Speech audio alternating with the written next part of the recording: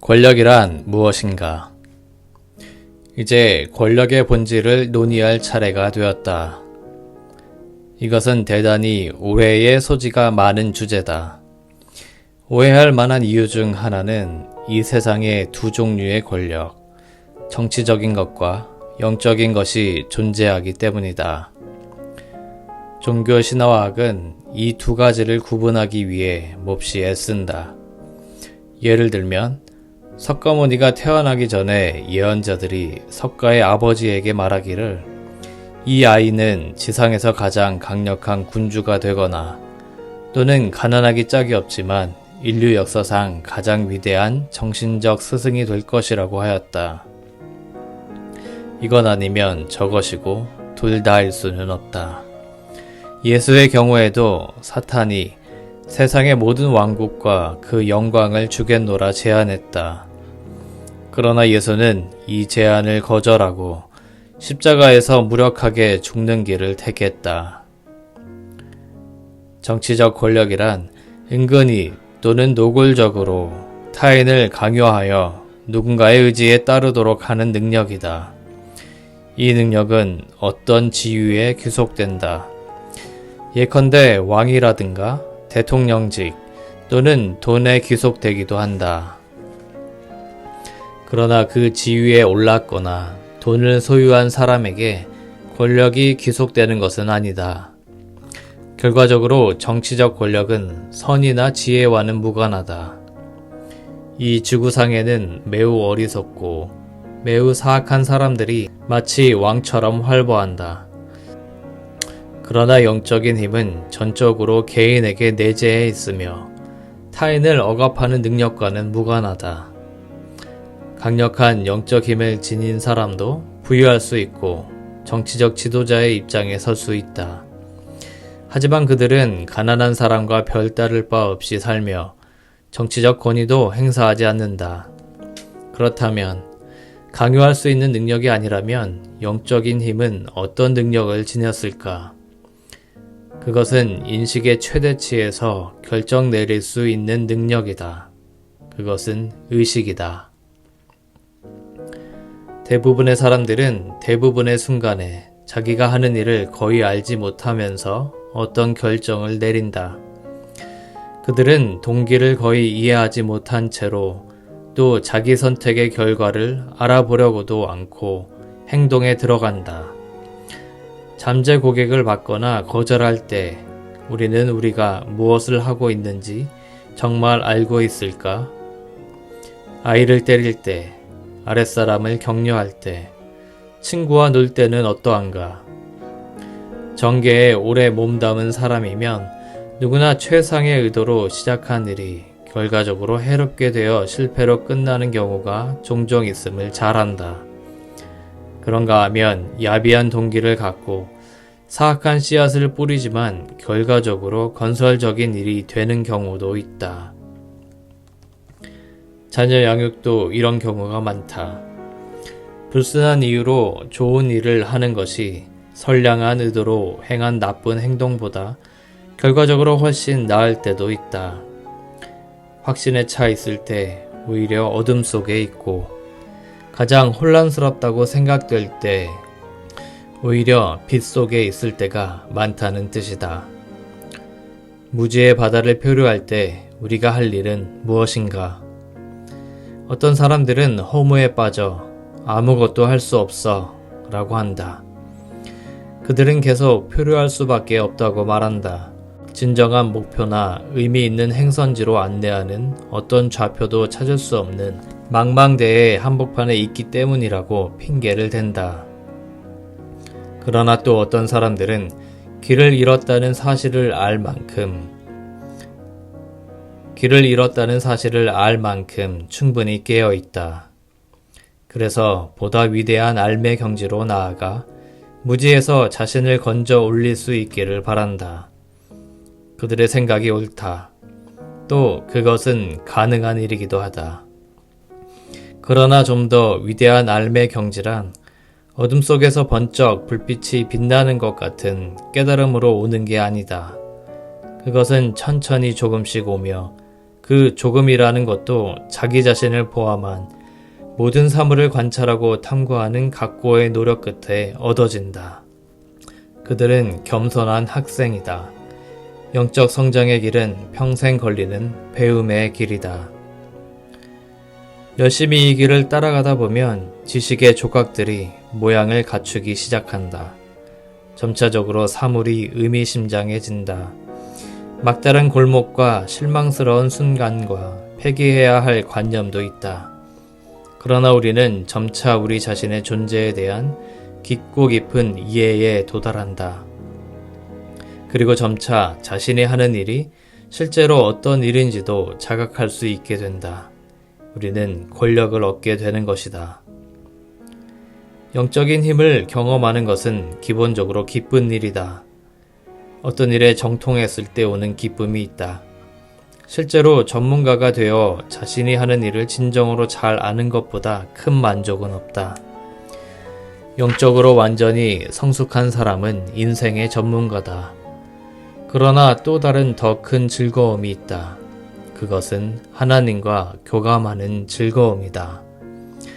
자신이 하는 일이 무엇인지 진정으로 알 때 우리는 하나님의 전지전능하심에 동참하는 것이다. 어떤 상황의 본질과 우리가 어떤 행동을 할 때의 동기, 결과 및 파급 효과에 관해 완전히 알을 얻게 될 때 우리는 일반적으로 하나님에게만 기대할 수 있었던 수준의 알에 도달한다. 우리의 의식적 자아는 하나님의 정신과 결합하는 데 성공한 것이다. 우리는 하나님처럼 아는 것이다. 이런 단계의 영적 성장과 위대한 인식 상태에 도달한 사람들은 언제나 즐겁고 겸손하다. 그들은 자신의 비범한 지혜는 무의식에 그 기원을 두고 있다는 것을 알기 때문이다. 또한 그들은 무의식이라는 뿌리와 자신이 연결된 통로를 유념하고 있으며 그 통로를 따라 지식이 뿌리로부터 흘러온다는 것도 잘 안다. 배우려는 노력은 바로 이 연결 통로를 열고자 하는 노력이다. 그들은 무의식이라는 뿌리가 그들만 특별히 가진 부분이 아니라 모든 인류와 모든 생명체와 그리고 하나님의 것임을 인식하고 있다. 자신의 지식과 권능의 근원을 질문받으면 진정으로 힘있는 사람은 이렇게 대답할 것이다. 그것은 내 권능이 아닙니다. 내가 지닌 이 작은 권능은 보다 위대한 힘의 조그만 표현일 따름이지요. 나는 단지 일종의 통로일 뿐. 이것은 결코 나의 힘이 아닙니다. 이러한 겸손은 유쾌하다. 하나님과 밀접하게 연결되어 있다는 깨달음 덕분에 진정으로 힘있는 사람은 자아의 축소를 경험하기 때문이다. 제 뜻이 아니라 당신 뜻이 이루어지게 하소서. 저를 당신의 도구로 써 주소서. 라는 것이 그들의 유일한 소망이다.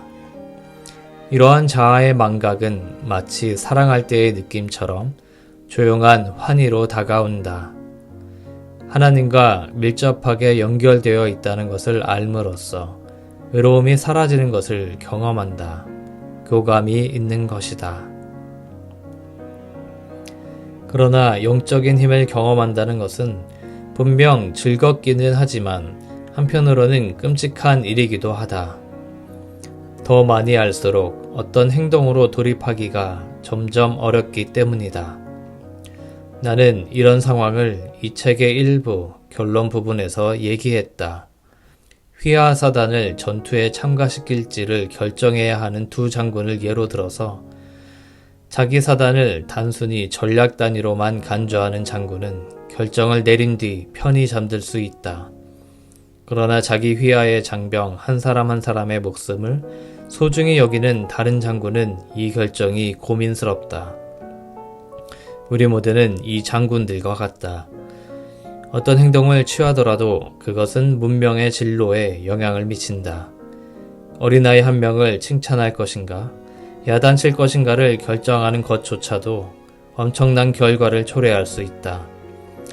제한된 지식에 근거해 행동한 후 결과는 나 몰라라 하는 것은 쉽다. 그러나 더 많이 알수록 우리는 어떤 결정을 내리기 위해 더욱더 많은 자료를 흡수하고 이를 결정에 반영해야 한다. 많은 것을 알수록 결정 내리기는 복잡해진다. 그러나 알면 알수록 결과를 예측하기는 쉬워진다. 결과가 어찌 될지 정확히 예측할 책임을 떠맡는다면 그 일의 복잡함에 압도되어 무력증에 빠지게 될지도 모른다. 아무 일도 하지 않는 것은 그 자체가 일종의 행위다. 어떤 상황에서는 그것이 최선의 방책일 수 있지만 다른 상황에서는 재난이요 파괴일 수 있다. 그러므로 영적인 힘이란 단순한 알매 문제가 아니다. 그것은 보다 더 위대한 알매 경지로 나아가면서도 여전히 결정을 내릴 수 있는 역량을 유지하는 능력이다.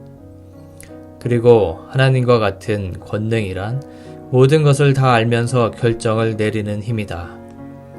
그러나 상식적인 생각과는 달리 전지전능함이 의사결정을 보다 쉽게 해주지는 않는다. 그 반대로 결정을 더 어렵게 만든다. 하나님에게 다가가면 갈수록 우리는 하나님에게 더 많이 공감하게 된다. 하나님의 전지전능과 함께 한다는 것은 그분의 고뇌를 함께 나눈다는 뜻이기도 하다. 권력에는 또 다른 문제가 있다.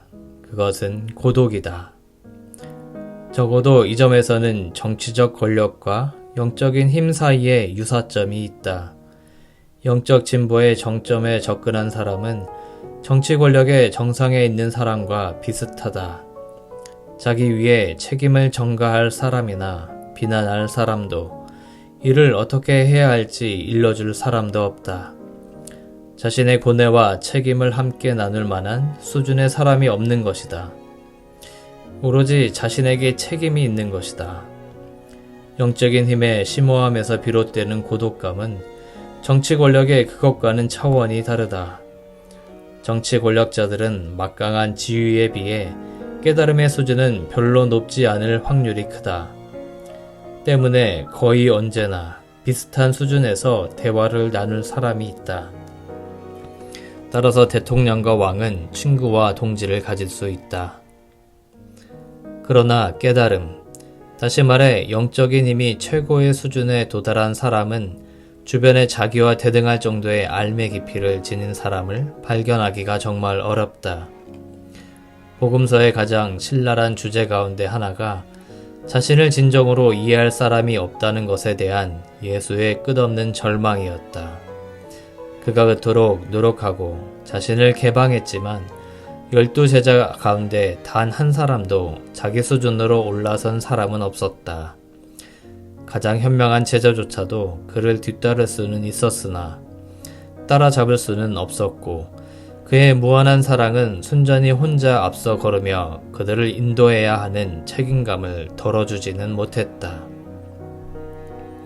이러한 종류의 고독은 영적 성장을 향한 여정에서 가장 앞서간 자라면 모두가 겪는 것이다. 이웃에서 점점 멀어짐에 따라 하나님과의 관계는 점점 밀접해진다는 즐거움이 없다면 감당해내기 힘든 짐이다. 의식이 성숙해지고 하나님을 알아가는 교감 속에는 우리를 지탱시켜주고도 남을 즐거움이 있다.